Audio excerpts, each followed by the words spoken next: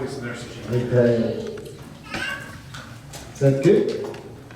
can everybody hear? Wonderful. So beautiful the song. Thank you guys for all your effort to get this up. The verse that she quoted, Psalms 23, the Lord is my shepherd, I shall not want, He leads me, and that's where she made use of that specific translation that says, He leads me to waters of reflection, where my soul remembers who I am. Isn't that just beautiful in the picture of the ugly duckling that suddenly looks into that waters of reflection and realizes, I'm not what I've been told. It's like James 1:25 that says, whenever a man hears this word, he's like a man that sees the face of his Genesis, his beginning, his birth, as in a mirror. In other words, there is something about your beginning. And you know, you began in the heart and mind of God. And it is that beginning that the gospel comes to unveil. So, I'm excited about our topic for this evening. And, you know, we travel a lot. And if you can imagine all the different places we go to and all the different communities we get into and different families. And there are sometimes situations, can you imagine this situation where you're in a big family, but this family is a bit different. Whenever the father walks into the room, all the children stop speaking about whatever they were speaking about, and they just start speaking about the dad. Because the dad has taught them very well that it's not about you, it's about me. It would be a bit awkward, right? Where suddenly you around the table, all the children are chatting, and when the dad comes, everyone suddenly realize we mustn't focus on ourselves, we must focus on dad. And dad says, kids, I do love you very much, but just remember it's all about me. Now, in a way, that's what we've done in our gatherings as believers, but we suddenly get all weird, that we can't speak about anything else but God.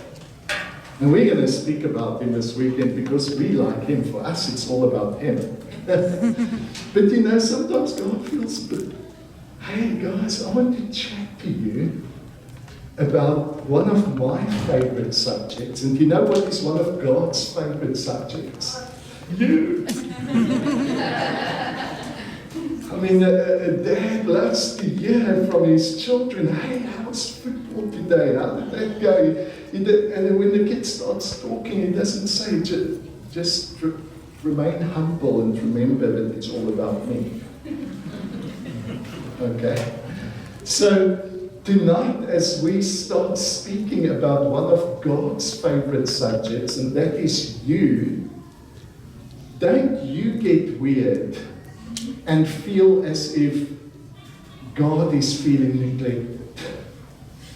God is doing fine what self-image is concerned. He's not feeling threatened, and he's not awkward about this topic. Actually, I think he's so relieved. Oh my goodness, can we speak about you for a change? Because there's some things that I want to reveal about you. And you know, in reality, we cannot separate this conversation of who the true God is and who you are. Because God chose to make Himself known in His image and likeness, which is man. This is why 1 John 5:20 says, Jesus, speaking about the whole purpose of him coming, it says, for this purpose the Son of Man came, to give us understanding that we may know him who is true, and we are in him who is true. In other words, when you meet the true God, you meet the true you as well. We can't separate this topic. You get to know so much about God in what he thinks about you. I know what a relief it was for me when I discovered at one stage that I've tried to meditate upon the Lord, tried to keep my thoughts focused on him. I remember at school I had all my little cards, flashcards with the scriptures and things in, because I wanted to remain focused upon him. And every now and then I find my thoughts going all kinds of directions and bring them back, and it was such an effort. And then one day I discovered that God is thinking about me. That changed everything. This is what David speaks about in Psalms 139. He said, God, these thoughts are too marvelous for me. I can go to sleep and I wake up and you are still thinking about me. You know, when we fell in love, I didn't have to try and think of Marianne. I remember the night after I told her how I felt about her, and she responded and said, feelings mutual. I remember in the first place not being able to go to sleep, but then somewhere in the night I drifted off, and then when I came by, I thought, was that a dream? No, it's real. I remember she said it, the feelings mutual. And I started thinking, maybe she's lying awake crying. It was so exciting, and for the first time in my life, I fasted without even purposing to fast, because I just forgot to eat. I couldn't keep my eyes off her.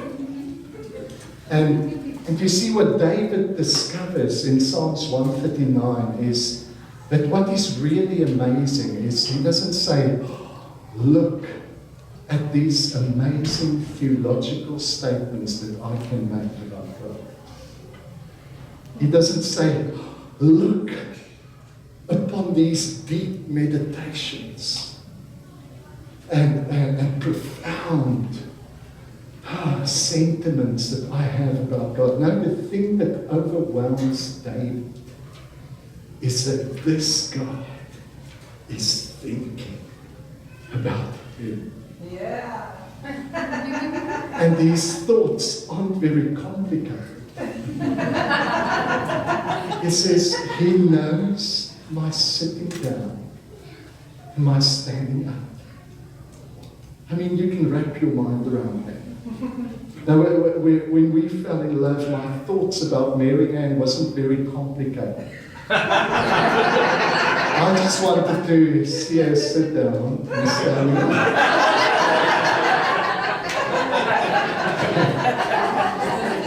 And so, David discovers a God who is madly, completely, absolutely head over heels in love with you. He can't help himself. He likes you. So much so that he neither sleeps nor slumbers. I mean, David says, I can go to bed and wake up and you are still thinking about me. Your thoughts towards me are more than the sand of the sea. In the beginning of the psalm, David is not feeling very spiritual. He doesn't say, where shall I go to seek the Lord? He says, where shall I go to get rid of him? Where can I go to flee from the Spirit of God?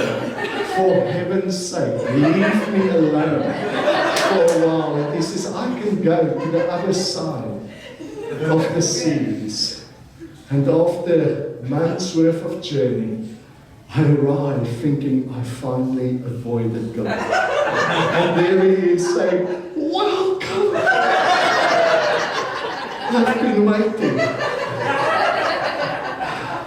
He even goes as far as saying, I can make my bed in hell.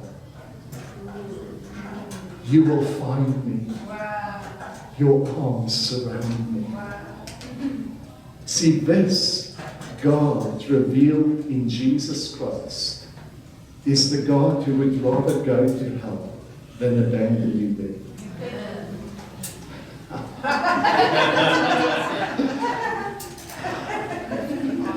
This is what it does when you fall in love. Yeah. There's no place where He won't pursue you.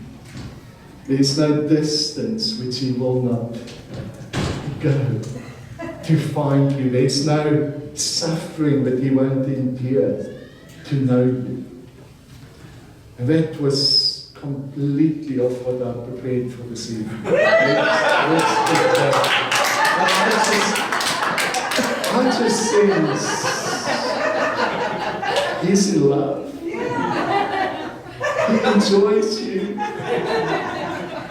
So in this encounter this evening, as you hear the word of the Lord, just know this: don't allow anything to disrupt you from this moment of encounter.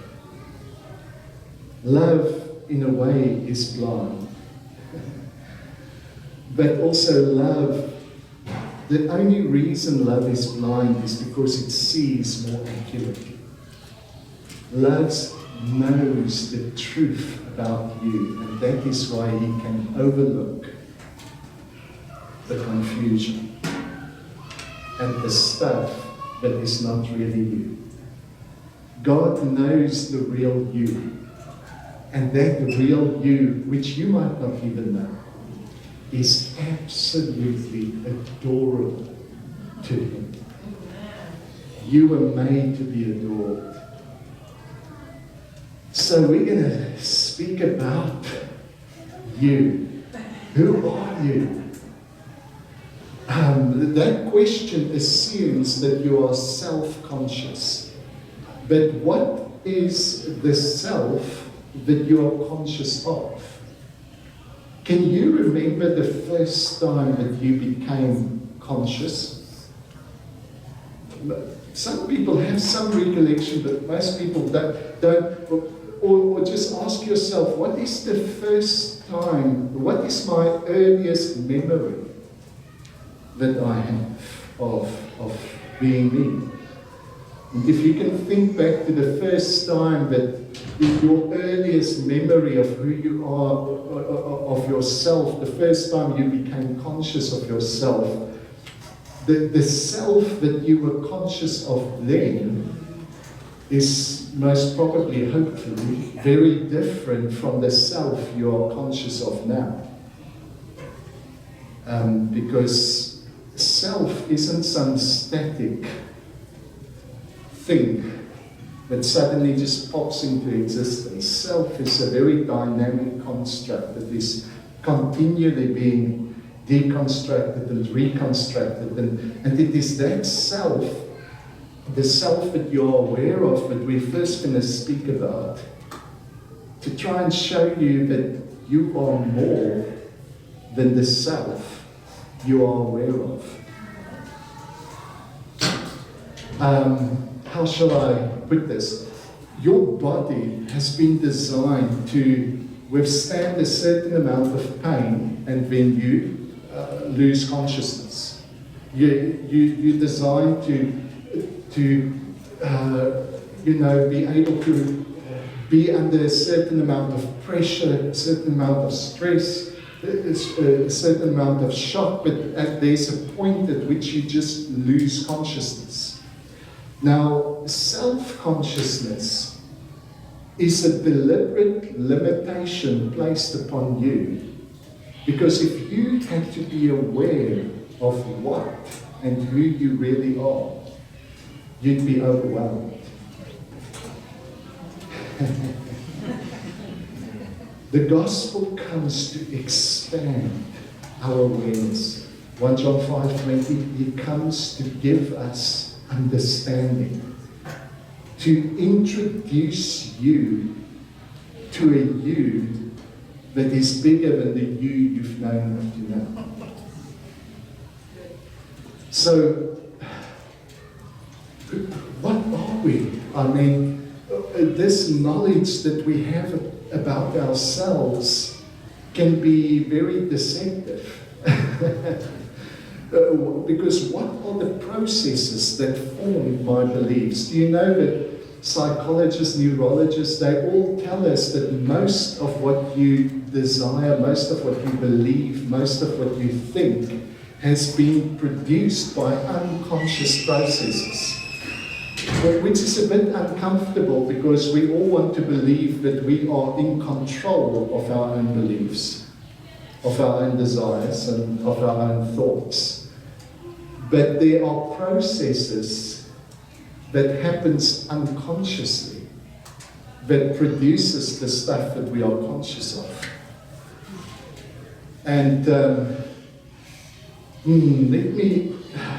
me read you just a poem. Sometimes we just need to revert to poetic language to try and bring an awareness of, is the self that I know really all there is about me? And so this is a poem.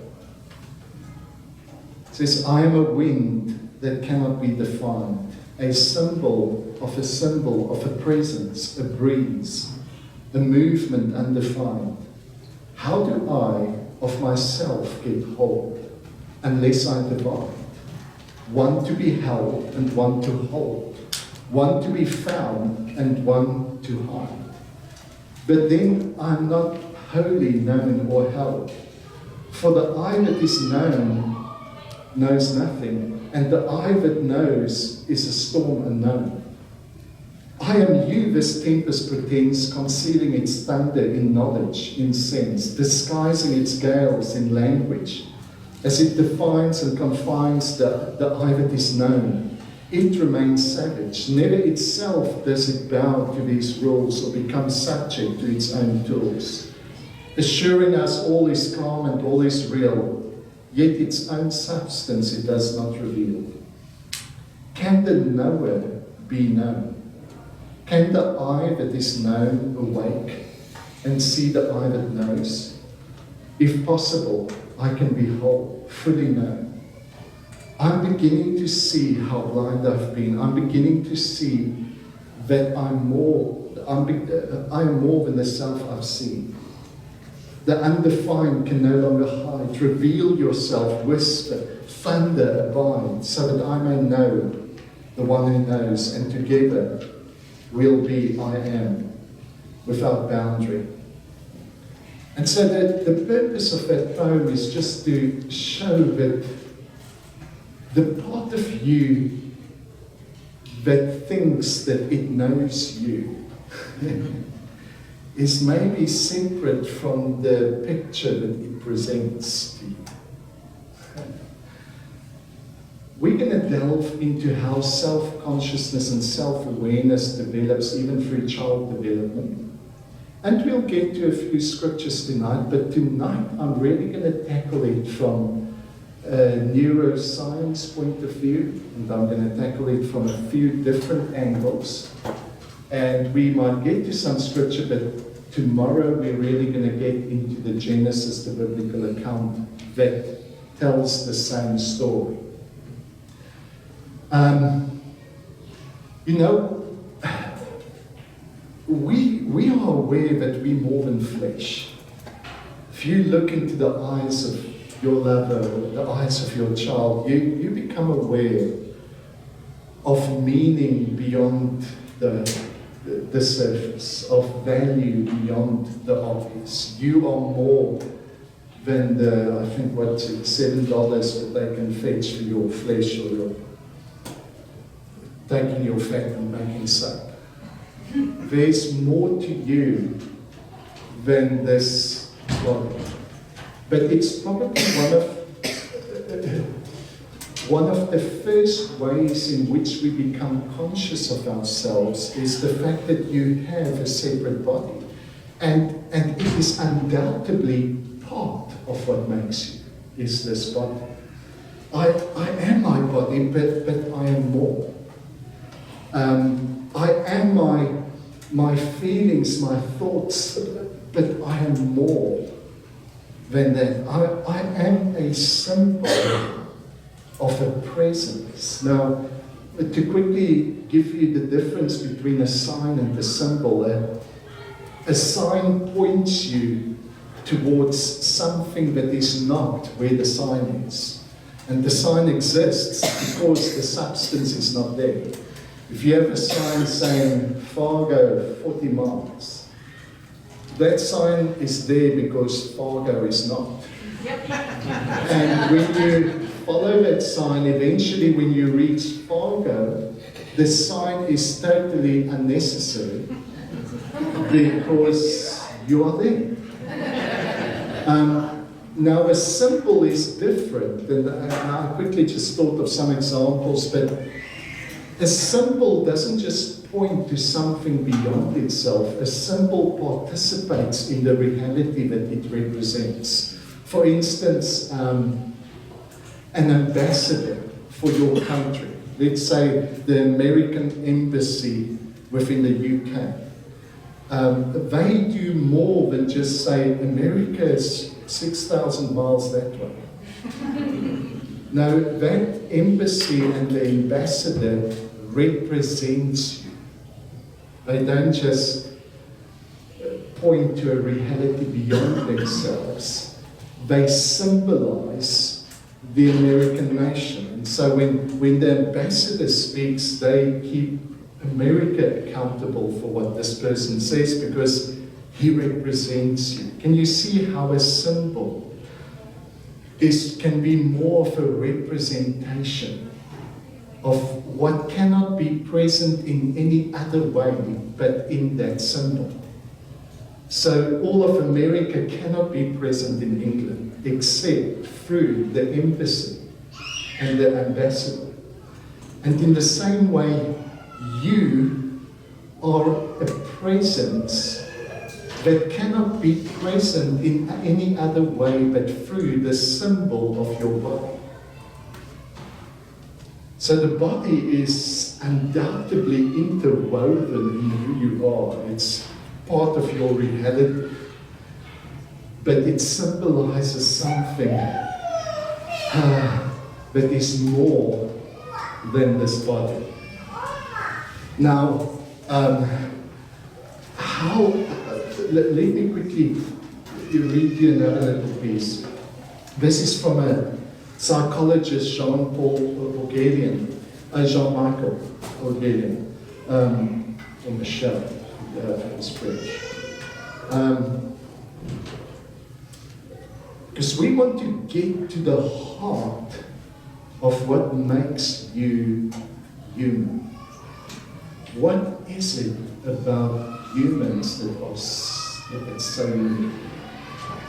And no one says here, no one to my knowledge has ever thought of naming the force that draws the child into reproducing what an adult says or does.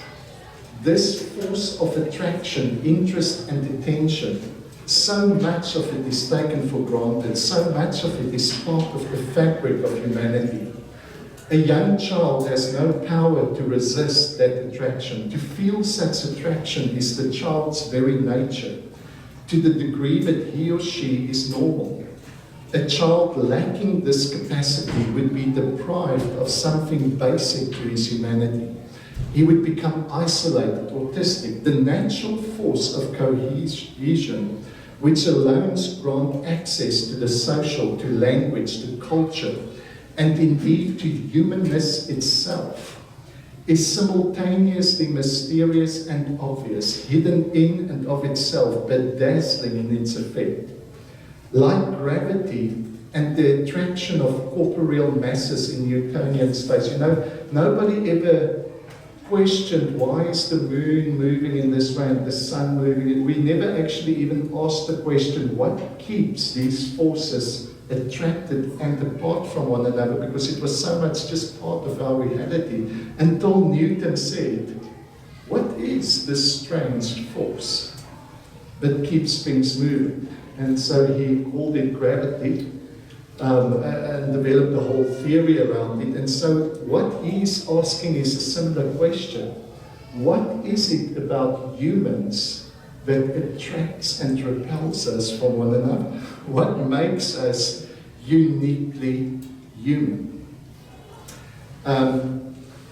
If gravity did not exist, life on Earth would be impossible. Without it, there would be chaos. Similarly, the remarkable force that attracts human beings to one another, that unites them, that enables children to model themselves on adults, and that makes possible their full ontogenesis and, as I just said, the acquisition of language. If this force did not exist, there would be no mankind. Now tomorrow we're going to look at Genesis 1:26 that names that force, and that force is our capacity to reflect and to mirror one another and what's around us. You see, a reflection cannot be itself by itself. A mirror needs a reference beyond itself to reflect for it to be a reflection. Yep. You understand that?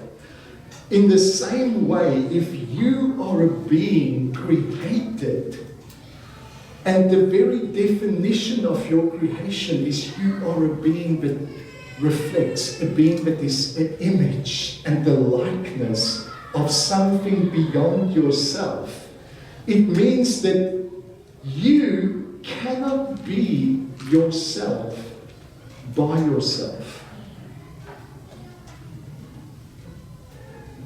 Because you are made to reflect another that is like you.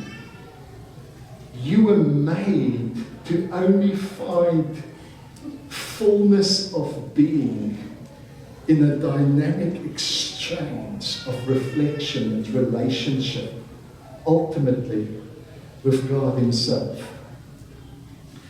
But tonight we're going to start looking at how it develops in human development, and we're going to work up to Genesis. You see, as a young child, the reason most of us can't remember when we became conscious is because you don't reason yourself into consciousness. You didn't sit and make a calculation and give a philosophical, theoretical explanation of why you are a unique individual. Now, most of us begin life not with reasonings but with feelings. A baby feels, you want to take my food away from me? No! He's got a feeling, and the feeling just evokes emotion to grab hold of, don't take my food away. And so the most primordial self, the most fundamental self begins not in reasoning but in feeling. Now a baby is born in a kind of paradise where it only has eyes for its mother, and its mother only has eyes for him or her.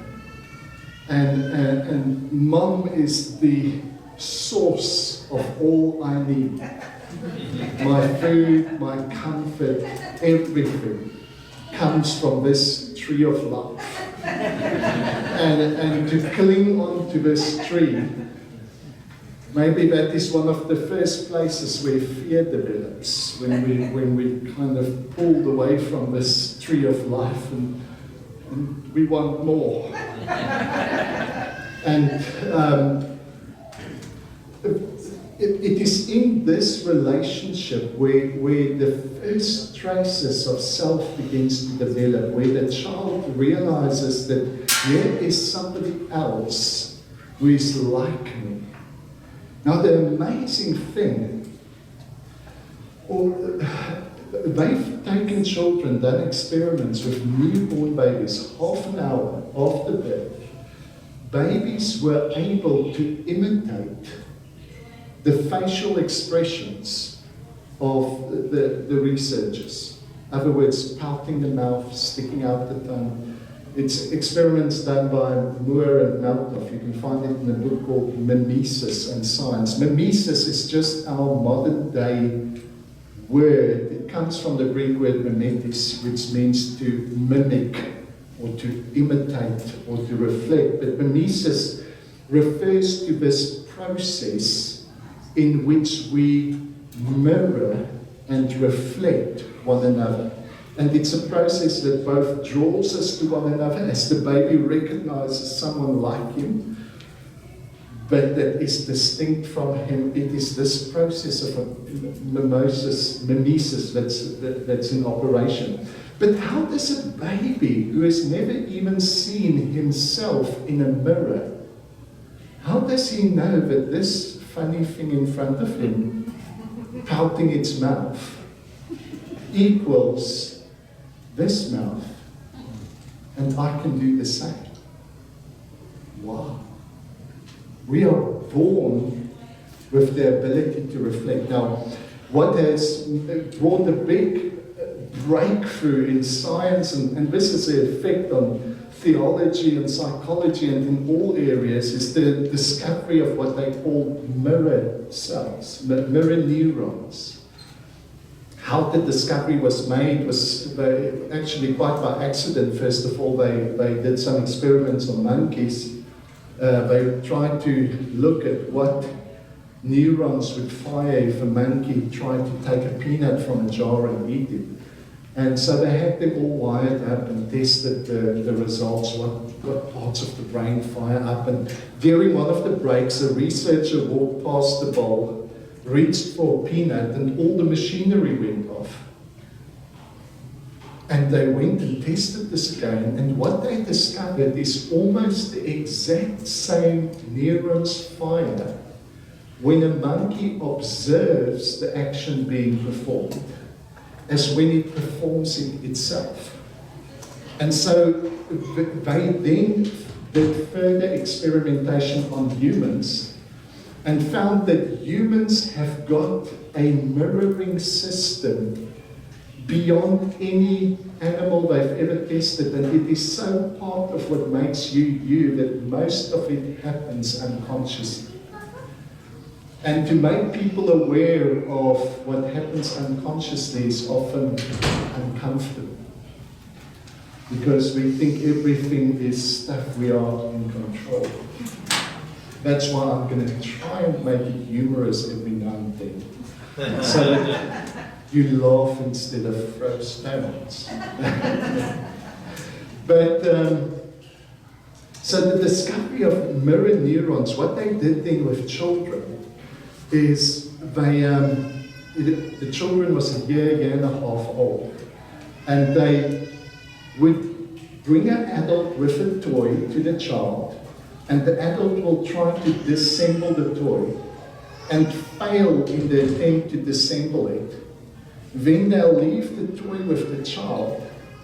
The child will avoid often the failed attempt, but will immediately try to reach the same goal. Now that is phenomenal. That means that this little child, the year and a half old, they're not reasoning what's happening, they're not philosophizing. They are unconsciously picking up the intentions and the desires of somebody else that is like them. Can you see that this is much more than monkey see, monkey do? This is the human capacity to reflect desires and intentions. That is unique, and a capacity that contributes so much to what makes you, you. Because long before you started thinking, who am I? Desires were suggested to you. I'll get to that. Let me take it step by step. So in the same experiment, what they would do is they would have a robot trying to disassemble the toy and then leave it with the child. And the child would have no interest to play with the toy or try and achieve the same goal. Why not? Because a robot is not something like us, and therefore it has no intentions or desires to be reflected. And so the child would not try and reproduce them, but they would pick up on the desires and the intentions of adults. Now, what does this have to do with self? What does this have to do with the formation of identity? Now you remember that child who's so content in mommy's arms, and mom has got only eyes for the baby. The child very soon realizes that mom also looks somewhere else. And children will start following the gaze of their parents. And again, with experiments that they've done, taken a bunch of children, they would put them opposite their parents. They would ask the parents, turn your face and look at that object. The majority of the children would follow their parents' gaze, the adults' gaze to the object. They would ask the adults, okay, now close your eyes and then look at the object. And the majority of the children would not imitate their head movement. Because there is something about your gaze that gives value to the object that you're looking at. And so it starts suggesting to the child what is desirable.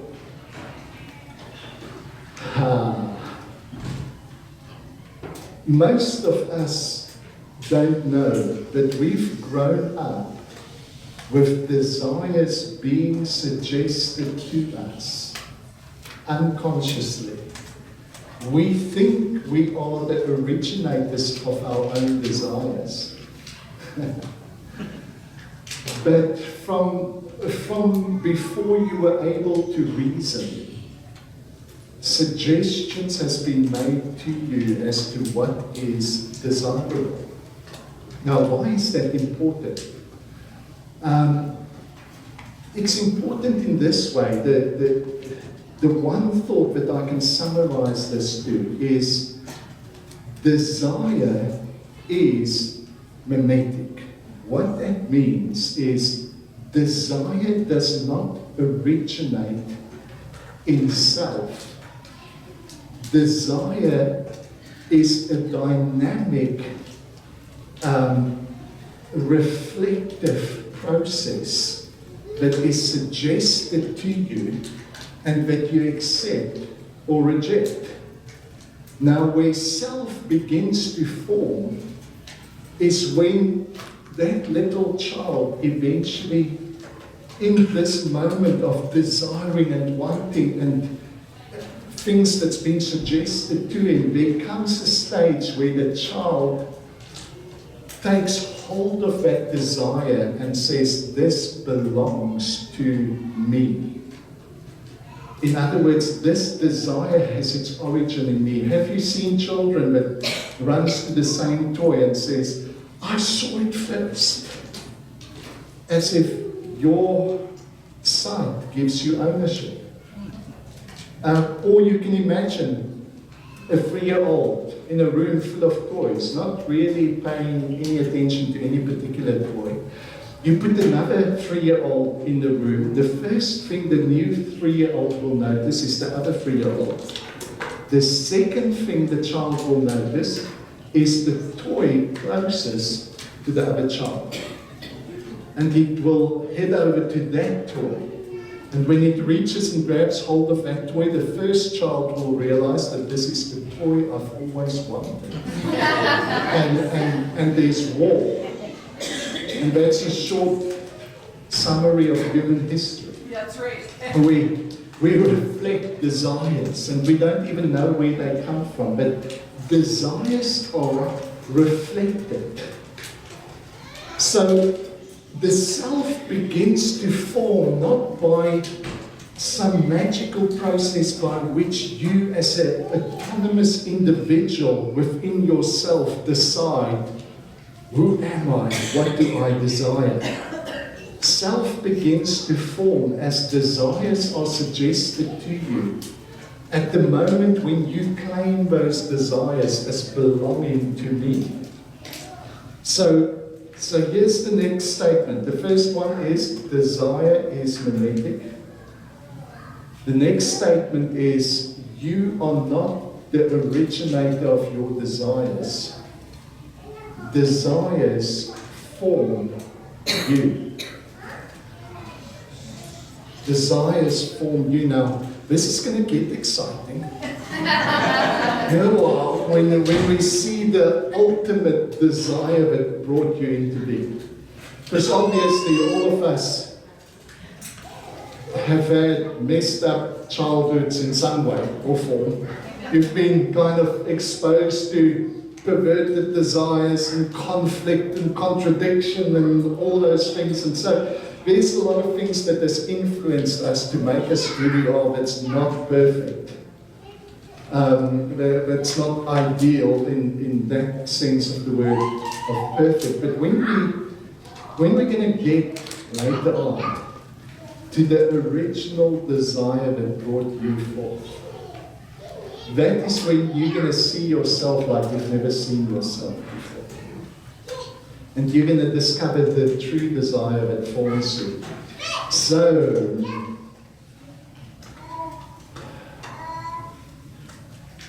I enjoy this little part. It's in the book Mimesis in Science. It says, researchers note how difficult it is for most people to believe that they are imitating and being influenced by others in such a broad and automatic way.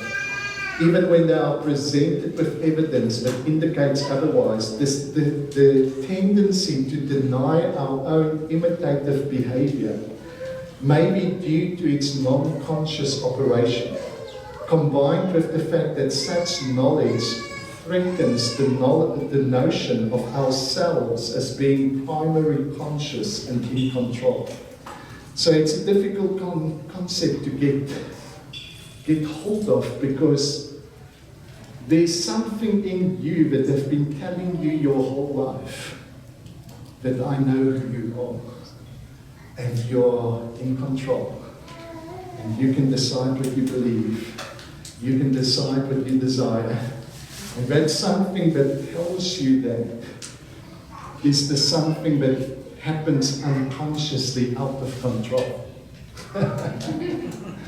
And you see how that poem begins to be a bit more relevant. Let me give a practical example.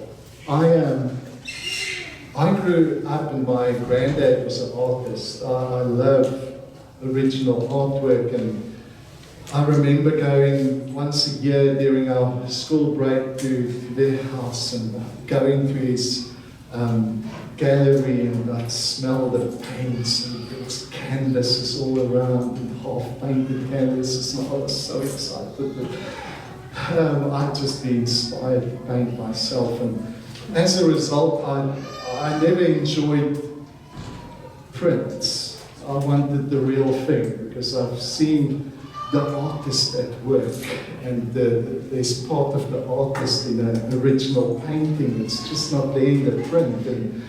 And so I went on and I studied art at school, and I very soon discovered the kind of art that I really enjoyed was the impressionistic art.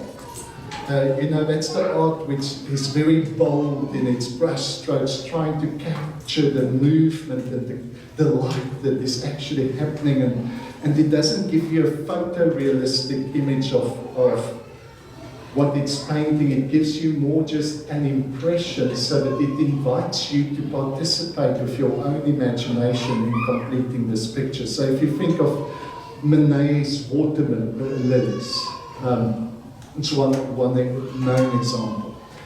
And so I enjoyed this art, and I remember in studying art, I also discovered that Leonardo da Vinci openly spoke against imitation. You shouldn't imitate. And I thought, yes, I agree with that. I don't want to be an imitator. I want to be original.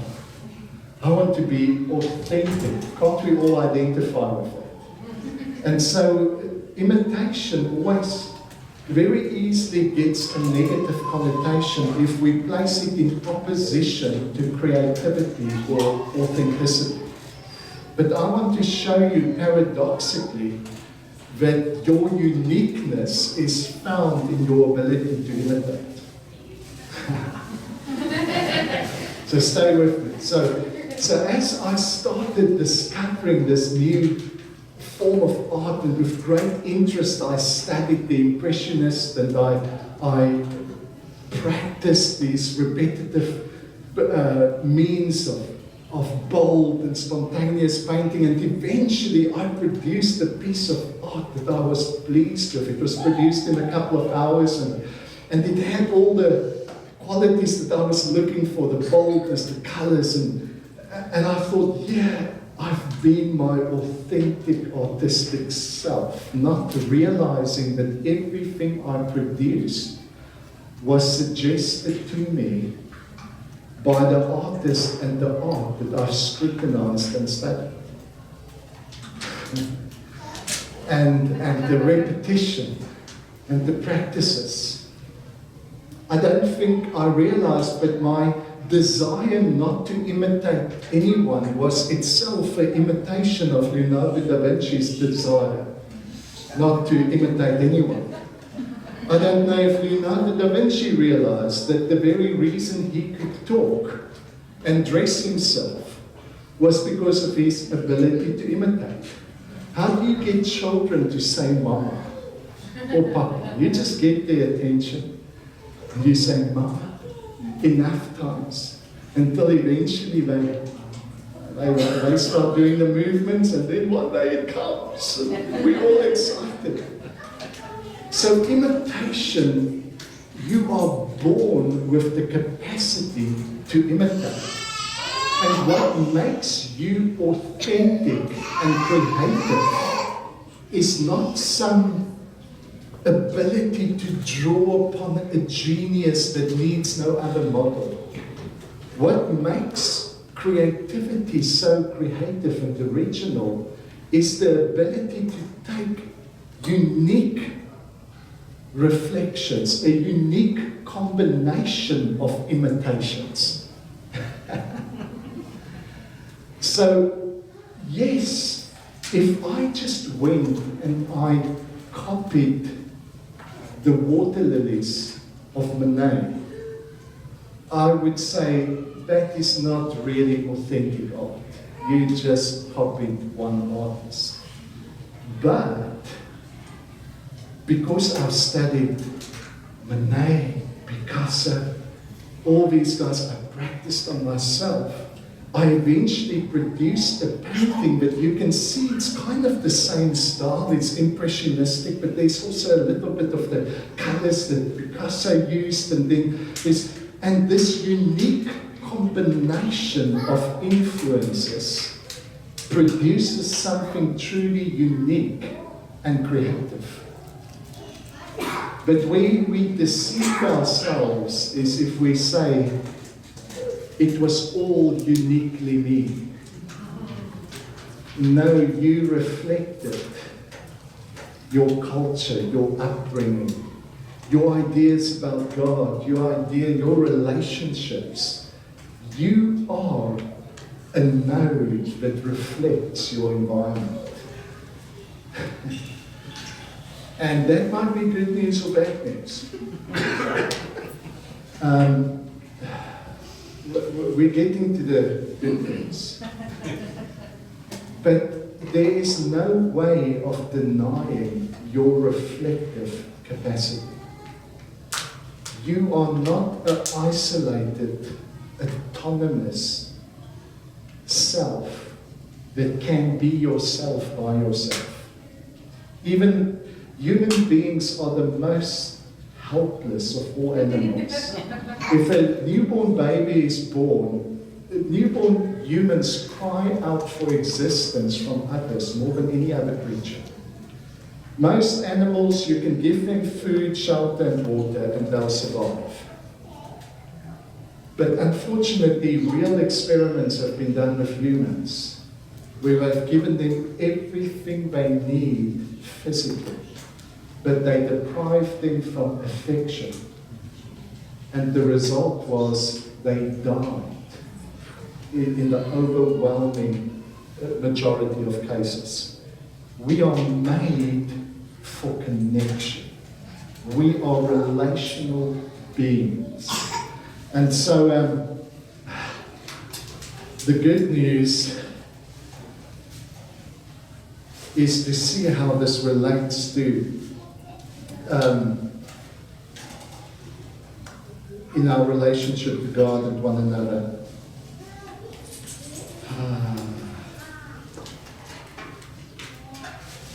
Okay, so another quote from this book, it says, what they found concerning imitation is fascinating. Far from being the simple and mindless act that we typically associate with monkey see, monkey do, imitation is now understood as a complex, generative, and multidimensional phenomena at the heart of what makes us human. In fact, imitation might very well be the basis for not only how we learn, but also for how we understand each other's intentions and desires, establish relational bonds, fall in love, become jealous, compete with one another, and violently destroy one another, all the while operating largely outside of our conscious awareness. So we began this evening with asking the question, who are you? And we're moving closer to an answer if we change the question. And I rather say, what do you desire? And some people know, some people do not. But if you can come to answer that question, what is it that I desire? You're going to be much closer to understanding who you are than if you just ask the question, who am I? And then once you've answered that question of what do I desire, the next question to ask is, where did that desire come from? What is it that influenced that desire? So, let me summarize quickly again. Let's begin with the good news. God's in love with you. That's where we started this evening. God sees something in you that awakens His desire. In fact, Ephesians 1 tells us that this God only does what pleases Him. In other words, the very fact that you exist is because when God thought of you, according to Ephesians 1 verse 4, before this world was, what He knew about you so excited Him. And here you are. There's something in you that awakens the desire of God. And that's why you are here. And the only time where we get face to face with our true selves is when we get face to face with the desire that brought you into being. I wonder if I can go a little bit more into Genesis this morning. It's even, yeah, it's exciting news. Remember, the child is in that position of recognizing somebody, otherness and likeness. My mother, my brothers, my father, here are creatures who are like me, yet distinct from me. And that is essential in starting to develop a sense of self. As we grow up, we start realizing that we are more than just this body. There's a stage where the child thinks, I am just my body, and they explore, they put things in every orifice they can find because they've discovered this is, wow, I'm separate from everyone else. Then there's a stage where they start discovering, I'm not just this body, I am my feelings. And then there's a stage where, like the philosopher started speaking about, he's famous for the statement, I think, therefore I am. So we identify ourselves by our thoughts.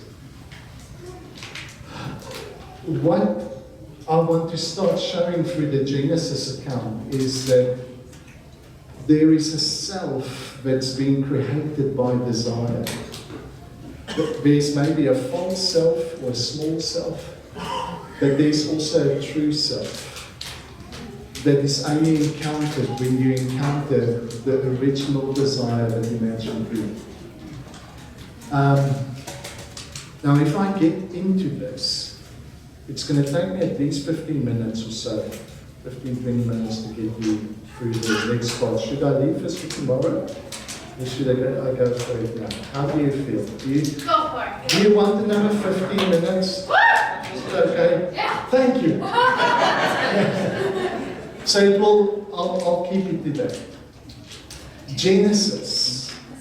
Oh man, here we've got an account of how God creates. Now I think the whole object of the story is not really that God brings something out of nothing.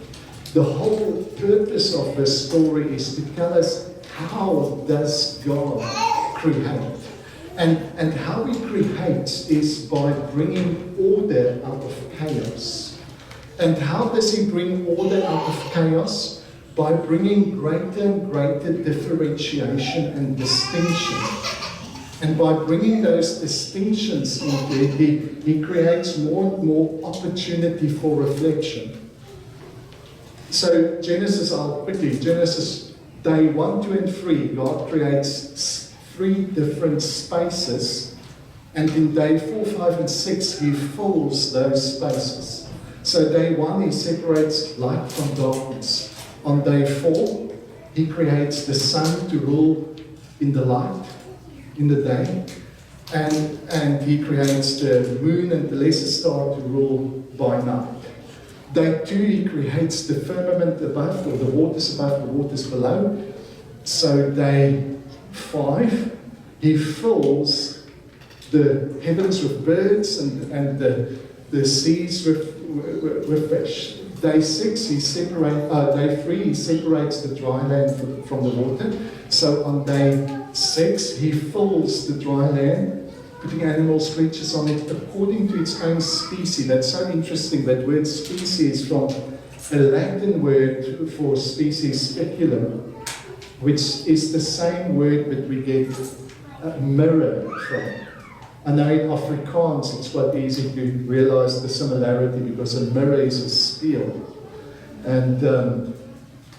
And so species, why does species relate to mirroring? Because creatures within the same species reflect one another more accurately than what they reflect creatures in another species. And then God creates, Genesis 1:26, a creature in a kind of class and in a species of its own, a creature that would reflect him. And so he makes man his image and his likeness. And here we have a picture of ideal mimesis. There's otherness and there's likeness. And we saw yesterday that what motivated God to create was not some sense of need or lack. God wasn't just lonely looking for entertainment. God wasn't just desperate for somebody to affirm him, and therefore He made you to tell him how amazing he is.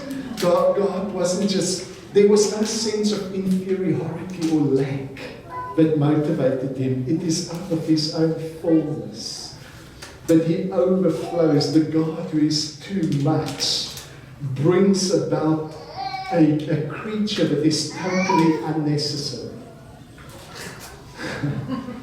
You are completely and utterly unnecessary. This universe will continue without you. And God could have continued without us. But out of his abundance of joy and fullness, you are the product of his delight spilling over, of his joy just overflowing. And so you come into being because God desires to give himself beyond himself. And he gives his own image and likeness in this creature. In other words, in man, God reimagines himself. God imagines, what would it look like if I would manifest myself in this physical realm? What kind of being do I need to design through whom this world can experience me and through whom I can experience this world?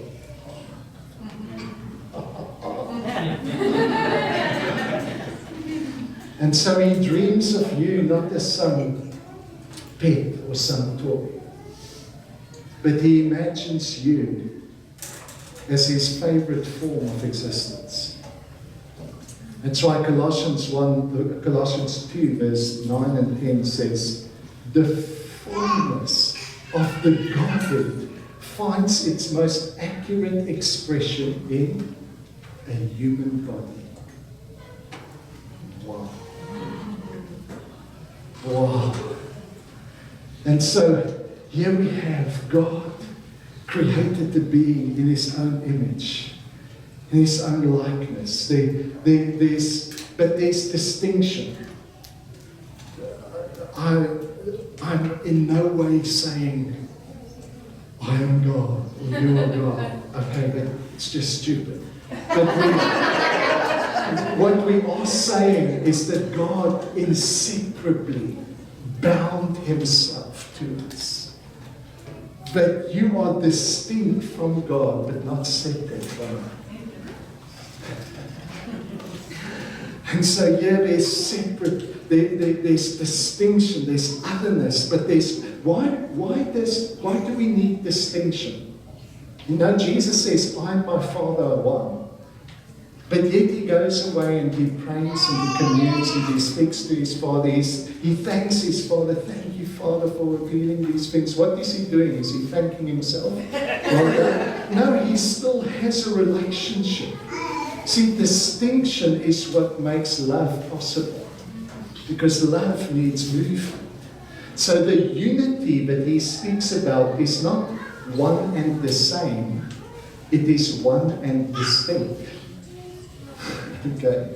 And so here we have in Genesis 1 a creature created in God's image and likeness. There's likeness, there's otherness. What will animate? What will bring this creature to life? What is the breath that will begin this movement? Because in psychological terms, it's the only thing that makes you uniquely human, the only movement they know about, they call desire. What desire will create you? Genesis 1:28. And God beloved, adored man. You see, it is the desire of God that awakens our life. It is, we love because he first loved us. In other words, we can't accurately adore God until we realize how He adores us. That's why Mary Ann said, you can't give God worship by telling Him how stupid you are. James 3 says, a spring cannot give bitter water and sweet water. How can you with this mouth worship God but curse a man made in His image and likeness? In other words, the most accurate measure of your worship is not the beautiful things you say about God. Are you hearing me? The most accurate measure of your worship is what you say about man.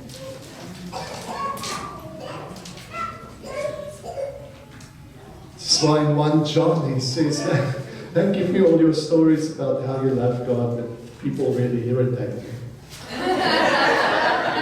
Because the only way in which you can love God is by loving people. Any other kind of love is an illusion with an imaginary friend. God says, if you want to love me, hey, I'll give you plenty of opportunity. Here we go. It's not just those who are lovable. It's actually this love finds its most accurate expression when the contrast is so deep. When the love is so undeserved, in the midst of suffering and pain, this is when this love finds expression. Hey, there's so much to say about this. We're going to delve into this Genesis account again tomorrow, but the desire that brought us forth is the God who out of His own fullness and abundance imagined you and adored you into existence. He likes you. He loves you. He can't help Himself. He sees Himself in you reflected. And He so wants to awaken your awareness that I can see myself in God. Oh, so Mary Ann, can you close off with a song as well? So you can do Okay. Should I just say when she's doing it? We're going to take an offering for Andre. If you don't need a text deduction, it's Andre Rabe. Oh no, if you need. Yeah, it's Andre Rabe. If you do, it's Destiny Ministry. So, how about I just have you and